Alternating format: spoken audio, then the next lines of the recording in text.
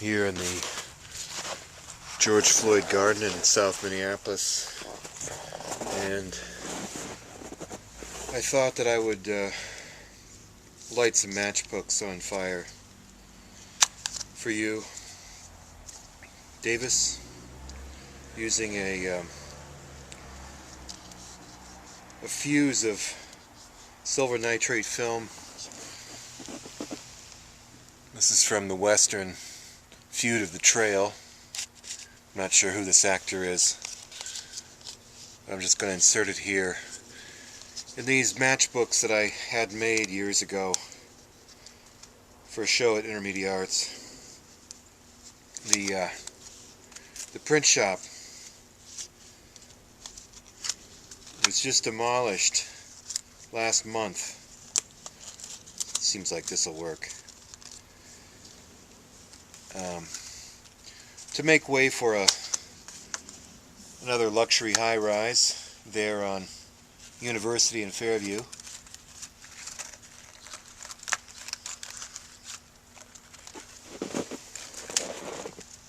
So,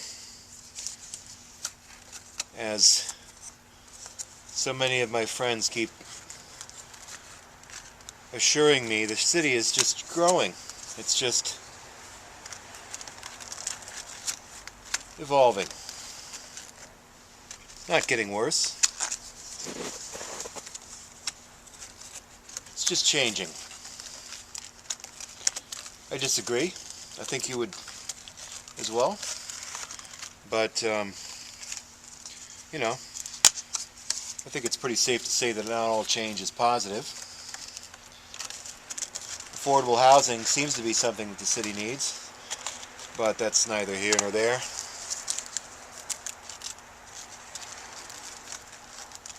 I'm going to make this chain of matchbooks.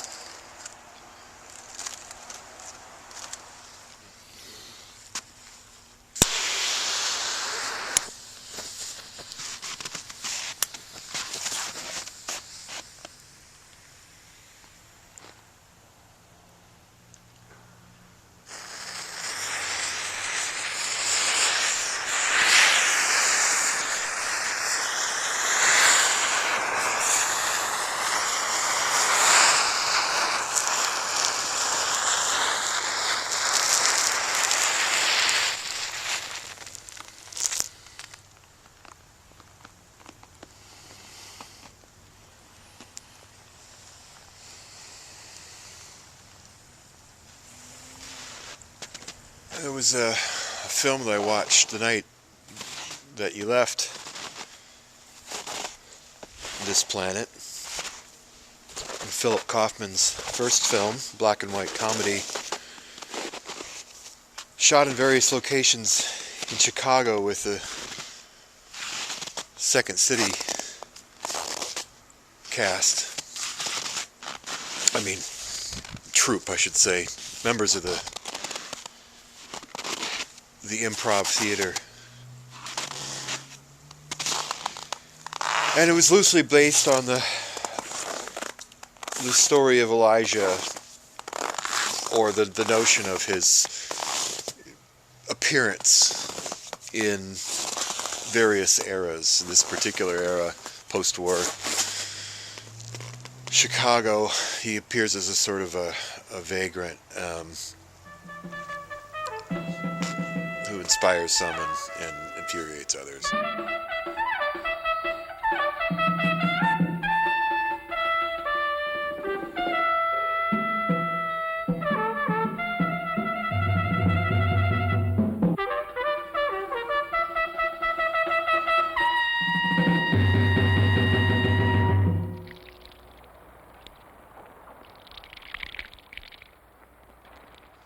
There's a wonderful scene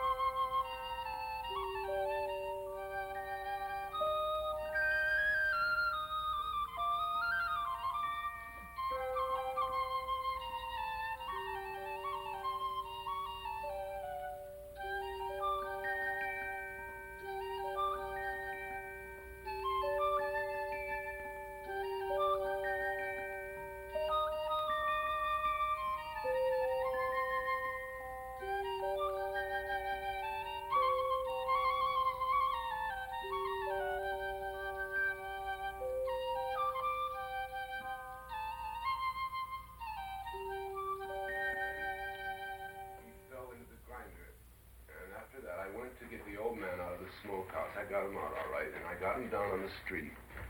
I start to ask him a question, and he's walking away. And he stops and he hits me, and he goes away, and then he turned back and he said, "They're going to dance you down the street if you don't watch out." And oh, you're afraid this guy's going to fink on you now? No. Well, then what? What, you got a conscience? Bad conscience, is that it? Don't get stuck with a bad conscience. You know, there's no real difference, bad conscience. In fact, you can do better with a bad one than a good one sometimes if you live with it. I know a fellow got a good start in life just through having a bad conscience. A long time ago, you know. Long time ago, a fellow's name is Stahuska. Lost Ball Stahuska. You can't call him Lost Ball now because he really got a good start in life, but it's all through a bad conscience. You see, you know, he could do things pretty good. He could drink good, and he could fight good, and he could steal good. And he could play baseball good. Stahuska could. And that's what we were doing one Sunday afternoon against the Kosciuszko Arrows. 75 cents a man. Score must have been 14-14. Last part of the ninth, from 2 strikes, Stahuska gets up. We had the outs. Stahuska hits a grounder to first. He tries to beat it out, and this was a hot, dusty day. And about 10 feet from the base, he slid, and when the dust cleared away, Stahuska was standing on first, and the first baseman was looking for the ball. So Stahuska looked around a minute, waited like a gentleman for the guy to pick it up, and he didn't, so Stahuska walked off the bag, walked towards second, and a little ways from second, he slid. He came up when the dust cleared. Stahuska's on second base, and the right fielder's helping the first baseman to find the ball. So Stahuska waited a little while, and then finally he said to the second baseman, he said, "You know, I think you fellas don't really want me." And he walked off second and broke into a walk, and then he broke into a slide, and he slid into third, and he came up, you know, the dust cleared on third where Stahuska was. He was standing on the bag. And by that time, the pitcher was helping the first baseman, the right fielder, look for the ball. So we all hollered for Stahuska to score, and he walked off the bag, and he broke into a run, and then he stopped, and he took the ball out of his pocket, threw it to the catcher, and got himself tagged out. The catcher got excited, you know, and he tagged him in the face, and Stahuska went down sitting. So I thought he'd get up swinging. That's what Stahuska usually did when people pushed him down. But he didn't. He just sat there and was wiping the blood off his nose, and all he said, you know what he said?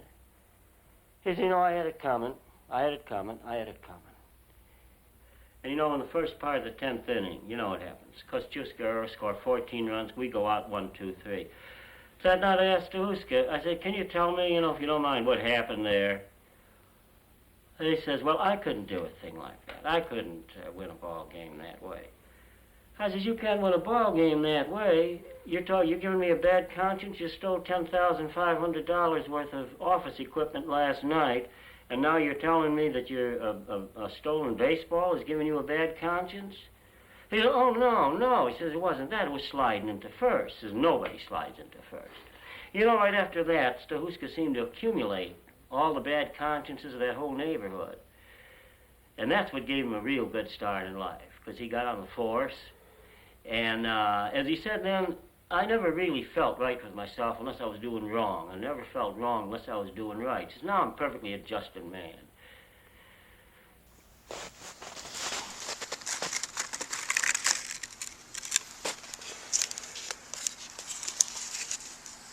I wonder how well you can read this. Maybe this one's better.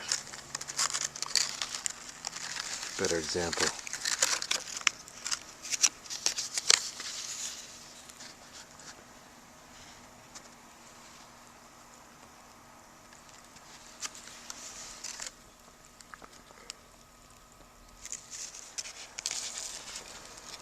Well, I'm running out of examples.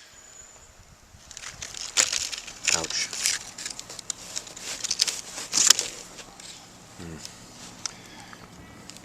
Anyway.